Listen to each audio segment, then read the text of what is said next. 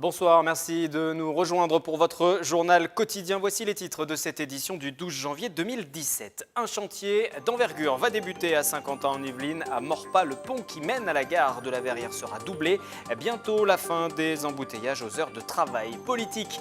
Et la gauche qui se prépare à son premier débat. Ce jeudi, les 7 prétendants vont échanger. L'heure est à la préparation. Nous reviendrons sur le mode d'emploi de ce scrutin. Et puis, trouver à coup sûr la bonne taille au cours de son shopping. Voici la Size Machine, un appareil que vous pouvez tester dans plusieurs centres commerciaux de la région alors que les soldes viennent de débuter. Le préfet des Yvelines vient d'adresser ses vœux aux personnalités du département. C'était hier soir à Versailles. Pas de discours pour cette occasion, mais des échanges plus discrets avec notamment les responsables des différents corps de l'État, armées, policiers ou encore pompiers. Parmi les dossiers d'envergure du préfet Serge Morvan pour 2017, la bonne tenue des élections présidentielles et législatives, mais aussi la gestion de l'accueil des migrants ou encore la mise en place d'une aire d'accueil des gens du voyage. C'est un projet attendu par les automobilistes saint-quentinois depuis longtemps. Les travaux du pont Schuller qui relie Maurepas à la Verrière vont bientôt pouvoir débuter. Le pont va être doublé avec des voies de bus créées. Les travaux vont débuter dans quelques jours, quelques semaines. Ce sera tout début février. Ils vont durer tout de même 2 ans. Le point sur ces différents aménagements, c'est avec Mélanie Poquet. Une situation qui se répète chaque matin. Des voitures au ralenti à la sortie de Maurepas pour rejoindre la gare de la Verrière ou la N10. Bientôt, une ancienne histoire. Le pont actuel qui est derrière nous va être réhabilité, bien évidemment. Ce sera la dernière phase. Il va être doublé sur la partie, donc sur la gauche, par un pont métallique, qui va être un pont, ce qu'on appelle en PRS, en profil reconstitué soudé. Et ce sera la partie qui sera affectée au TCSP, le transport en commun en site propre, qui permettra cette fluidité du trafic et enfin au bus d'arriver à l'heure de façon tout à fait régulière.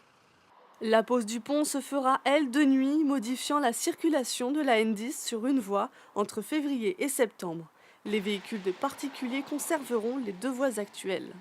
De septembre à fin avril 2018, donc ça va être les aménagements du pont lui-même, de façon à préparer le basculement de la circulation sur l'autre côté.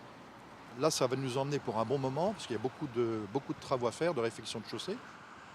Les aménagements verront aussi la création de pistes cyclables et une voie reliant directement le boulevard Guy Schuller et la rue Louis-Lormand. D'un coût de plus de 9 millions d'euros, ces travaux sont en partie financés par l'État, la région et le département. Ils prendront fin en décembre 2018.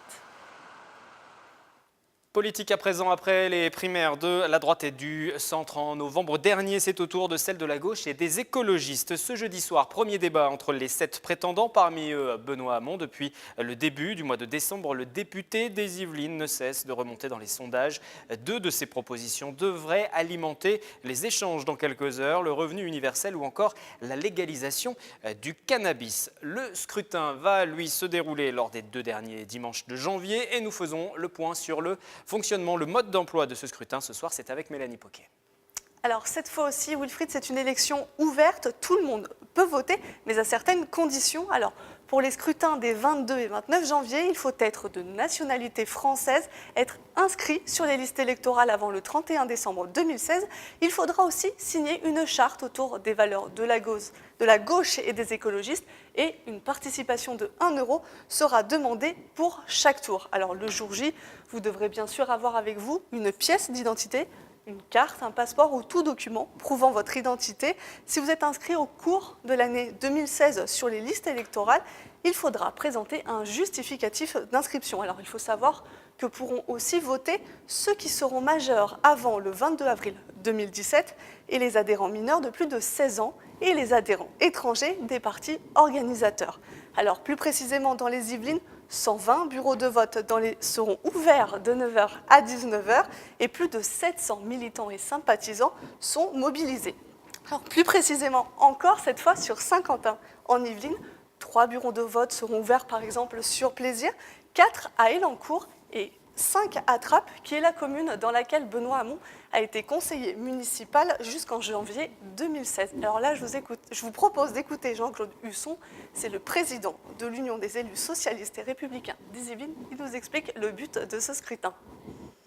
C'est surtout de choisir un projet et de choisir le candidat qui sera soutenu par tous les partis qui soutiennent ces élections. Il y a le Parti socialiste, il y a le Front démocrate, il y a Génération écologiste, il y a l'Union des démocrates et écologistes, et puis il y a le Parti radical de gauche. Donc tous ces partis soutiendront le candidat qui sera choisi à l'issue du deuxième tour.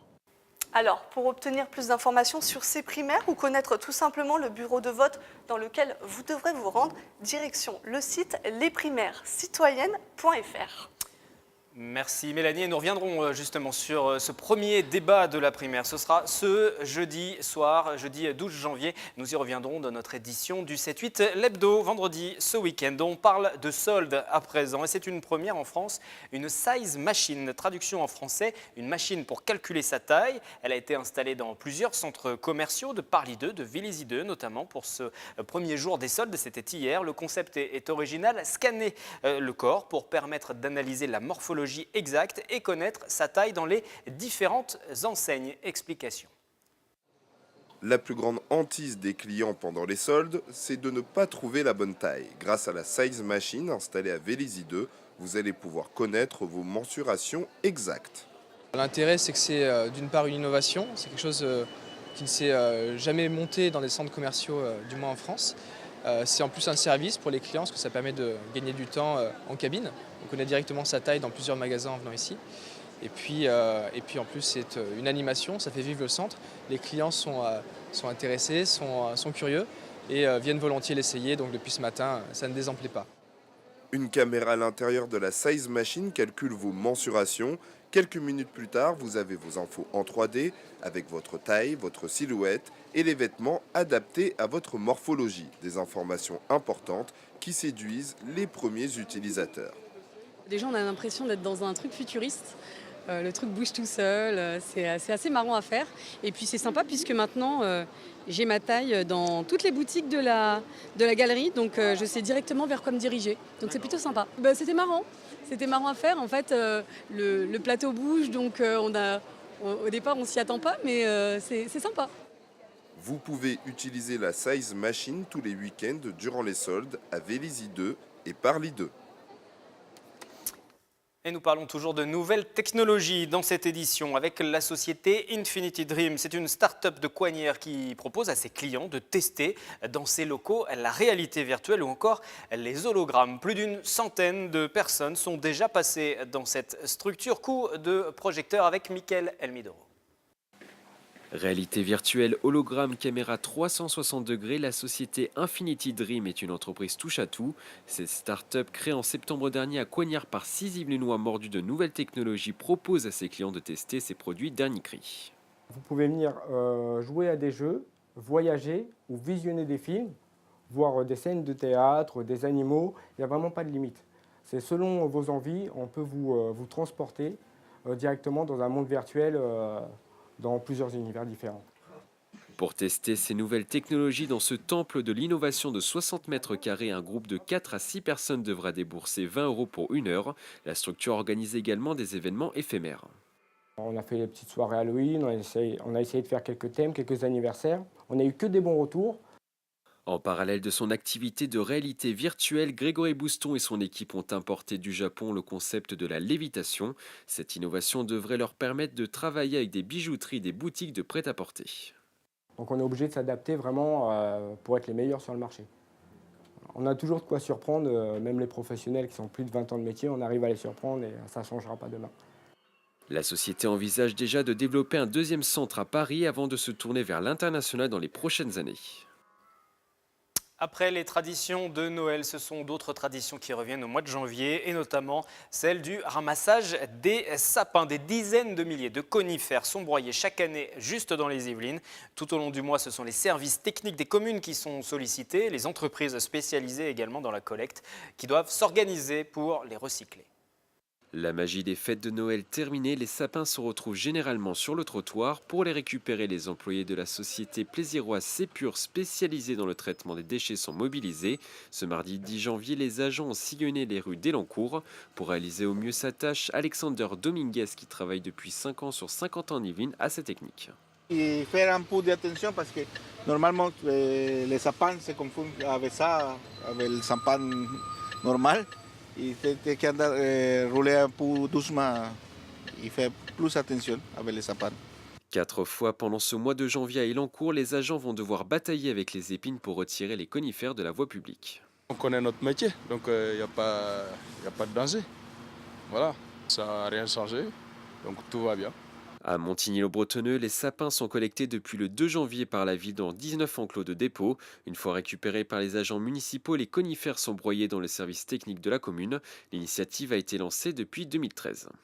En fait, on les broie sur place ici. On a une benne qui est régulièrement par notre société qui a le marché sur la déchetterie nous emmène donc ces déchets verts sur donc la ville de Plaisir-Grignon. Il y a une déchetterie, une grande déchetterie sur place là-bas.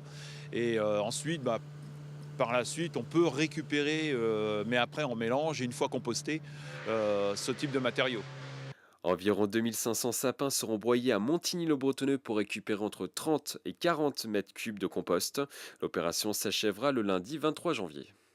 Et l'année prochaine, il faudra recommencer au mois de janvier prochain. C'est la fin de ce journal. Rendez-vous au lundi aux horaires habituels pour une toute nouvelle édition. Les reportages sont à voir en replay dès à présent sur notre site internet, sur notre application mobile également. Demain, vendredi, vous avez rendez-vous avec Nicolas Kirillovitz pour le 7-8 l'hebdo. Invité fil rouge de cette édition du vendredi 13 janvier, ce sera Michel Logier, le président de la communauté d'agglomération de Saint-Quentin en Yvelines. 1 an, presque tout juste, après l'élargissement de Saint-Quentin à 12 communes. Très bonne soirée.